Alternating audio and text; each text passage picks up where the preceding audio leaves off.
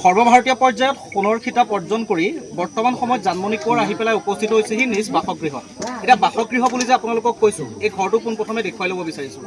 এয়া মাক দেউতাকৰ ওচৰত তাই যেতিয়াই আহি পেলাই উপস্থিত হৈছেহি আৰু তেওঁলোক এই ত্ৰিপাল এখন থকা এখন ওপৰত ত্ৰিপাল আৰু তাৰ তলতেই তেওঁলোকৰ এখন দুখন বিচনা আৰু ঘৰৰ আটাইকেইজন মাক দেউতাক তাই আৰু ভায়েক আছে বুলি কৈছে, আইতাক আছে বুলি কৈছে, সকলো একেলগে এই ঘৰটোৰ মাজতেই থাকে। কাৰণ তেওঁলোকৰ ঘৰত এতিয়াও এককালৰ ওপৰত পানী, অৰ্থাৎ ঘৰৰ ভিতৰত এতিয়ালৈকে যাব পৰাকৈ কোনো ব্যৱস্থাই হোৱা নাই।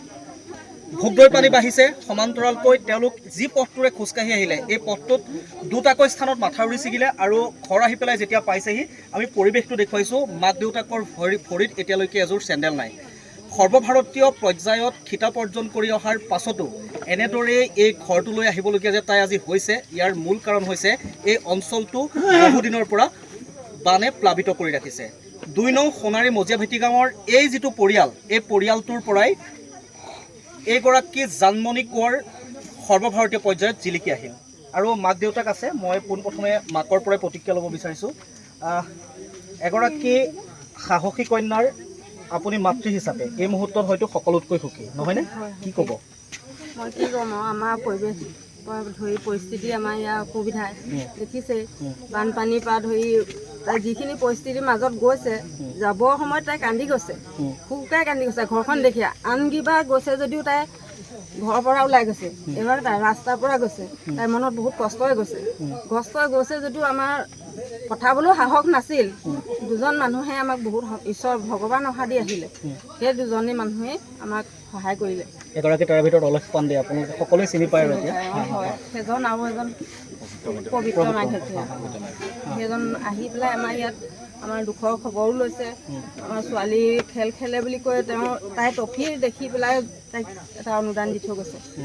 এই সাহসতে আমাৰ ছোৱালী যাবলৈ সক্ষম হৈছে।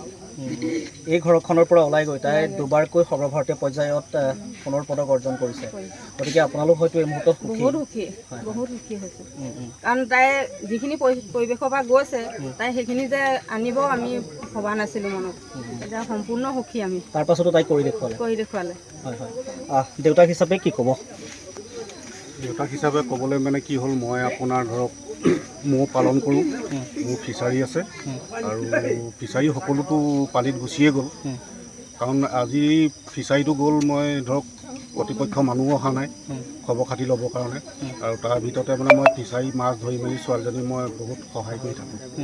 আৰু প্ৰত্যেক বছৰে মই তাইক খেলৰ কাৰণে এজনী মৌ বিকি মই তাইক গেমতে পঠিয়াব পাৰোঁ। আৰু বিশেষকৈ মানে সৰু সুৰা খেল এখন হ'লেও মই ফিচাৰী মাছকেইটা ধৰি মই তাইক গেম খেলাওঁ। কিন্তু আজি মোৰ ফিচাৰী গোটেই সকলো মাছ গুচি গ'ল। কিন্তু তাত আজিলৈকে মোৰ কৰ্তৃপক্ষ আহি, আমাৰ ওচৰত বহুত ফিচাৰী আছে, সেই ফিচাৰীবিলাক আজিলৈকে কৰ্তৃপক্ষ মানুহ আহি আমাৰ ফিচাৰী ডুবিছেনে নাই ডুবা খবৰ ল'বলৈ অহা নাই। তাকে মই অনুৰোধ জনাইছোঁ চৰকাৰক, যাতে আমাৰ এই অঞ্চলবোৰৰ ফিচাৰীবিলাক আহি তেখেতসকলে চাই আমাক যথেষ্ট সহায় কৰে যে।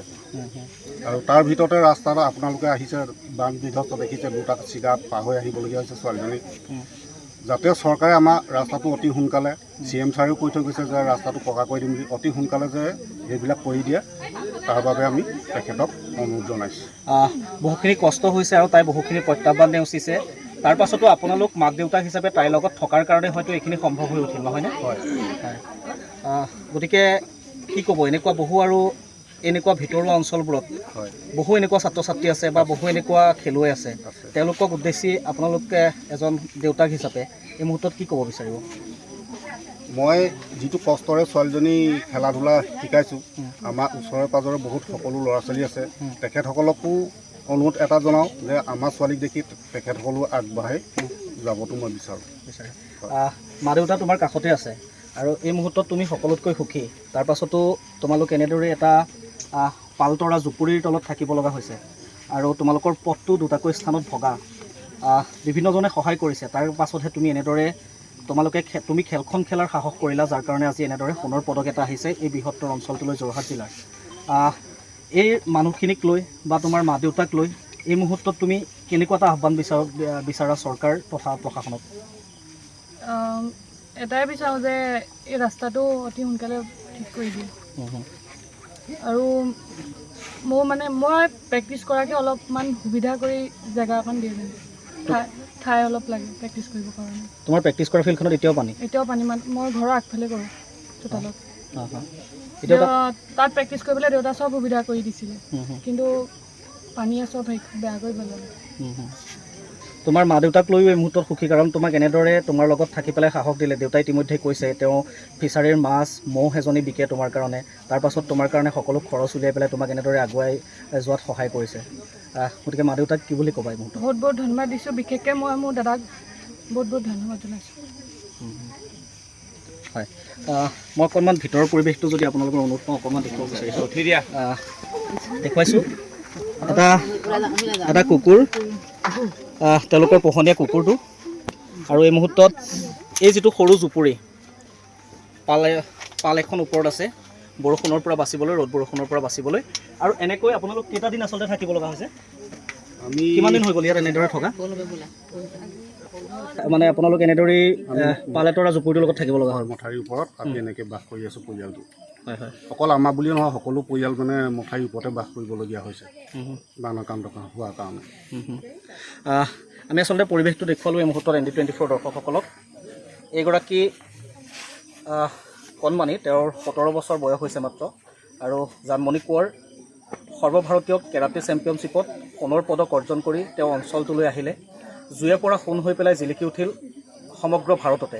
আৰু অঞ্চলটোলৈ অহাৰ পাছত এইসকল অঞ্চলবাসী, মই অকণমান দেখুৱাবলৈ ক'ম ভিডিঅ' জাৰ্নেলিষ্টক, এইসকল অঞ্চলবাসী এই মুহূৰ্তত এইগৰাকী কন্যাৰ কাষত আছে, আৰু সকলোৱে একেমুখে এই মুহূৰ্তত গৌৰৱান্বিত হৈছে। আৰু এটা কথাই ক'ব বিচাৰিছে যে তাই যিদৰে আকাশ চুব বিচাৰিছে, তাইৰ সেই প্ৰাপ্তি সফল হওক, আৰু তাই ভবাৰ ধৰণেই তাই অনাগত সময়ত তাই যি ধৰণে ভাবিছে তাইৰ ভৱিষ্যতটো তেনেদৰে উজ্জ্বলি উঠক। এই মুহূৰ্তত এই অঞ্চলবাসী, তেওঁৰ পিতৃ মাতৃ সকলোৱে এইটোৱে আশা কৰিছে। আৰু আমি ND24 ফালৰ পৰাও তাইক অলেখ অযুত শুভকামনা জনাইছোঁ।